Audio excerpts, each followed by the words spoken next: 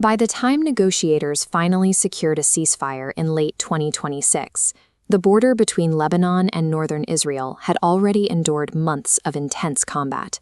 Entire residential blocks were abandoned, hundreds of thousands were displaced, and the region settled into the eerie silence of a desperately needed pause in fighting. That relief lasted only a few hours. Before local emergency responders could fully assess the damage from the previous months, military operations resumed across southern Lebanon. Look at the smoke rising directly from these residential hills near Nabatiyeh. The renewed airstrikes hit these populated areas immediately after the truce was announced, killing at least 16 people, including civilians and children. The rapid reappearance of fighter jets and drones sent an immediate wave of alarm through the international community. The pause was specifically intended to cool tensions and create physical breathing room for diplomats to negotiate. The rapid return to combat suggests a much larger structural issue. For the nations currently attempting to broker a regional peace, this collapse on the border provides the first evidence that their larger diplomatic architecture might be built on unstable ground. To figure out why the fighting restarted so quickly, we have to look at two incompatible versions of events. Israeli military leaders state that overnight they detected over 50 projectiles launched toward their territory by forces linked to Hezbollah. This border checkpoint illustrates the immediate Israeli response. Officials maintain a strict mandate to execute preemptive strikes to protect their northern communities.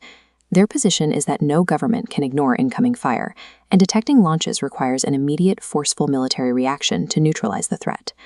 Hezbollah completely rejects that sequence of events. Their leadership denies breaking the truce, instead accusing Israel of conducting unprovoked military operations inside Lebanese territory while the ceasefire was supposedly active. You can see these flags marking the contested terrain. They represent a highly delicate strategic balancing act. Hezbollah leaders publicly reserve their right to physically resist foreign military incursions, while simultaneously trying to avoid international blame for the total collapse of the peace agreement. When one combatant defines a launch as an unprovoked attack, and the other defines their field movements as legitimate resistance against an incursion, establishing an objective timeline of who shot first becomes impossible.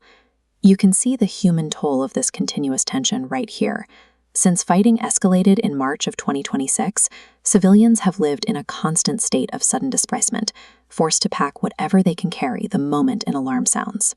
Decades of conflict, compounding by months of broken agreements this year alone, have created what negotiators call a trust deficit. Between the combatants on the ground, institutional trust currently sits at absolute zero. This diagram shows how a zero-trust environment operates mechanically. An unverified radar blip appears, bypassing any phone call to clarify, immediately triggering a strike.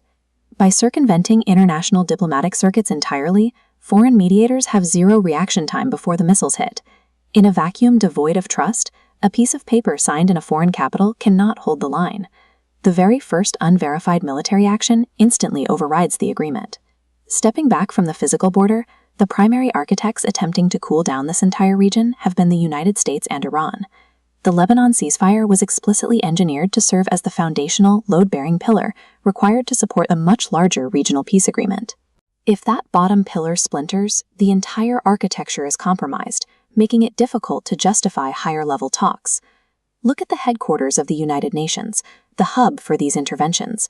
Because of the renewed fighting, several critical multilateral meetings planned here and abroad have already been entirely delayed or disrupted.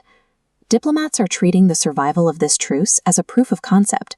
They are watching these border towns to determine if a wider regional peace is actually achievable, or if the variables here are simply too volatile to control. Until a functional system of trust is established at the macro level, localized miscalculations will continually dictate global stability. The diplomatic deadlines approaching in the coming days will prove critical in determining whether the region can rebuild the ceasefire or if the collapse will be total.